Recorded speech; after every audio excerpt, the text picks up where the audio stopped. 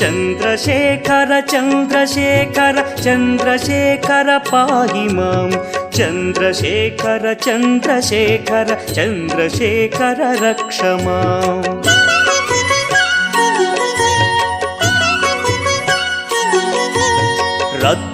रत्नसानुशरासनं रजताद्रिशृङ्गनिकेतनं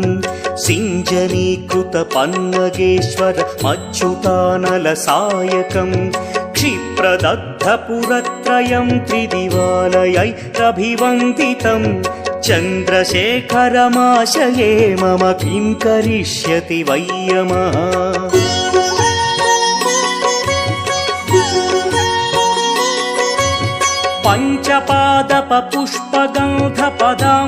पञ्चपादपपुष्पगन्धपदाम्भुजद्वयशोभितं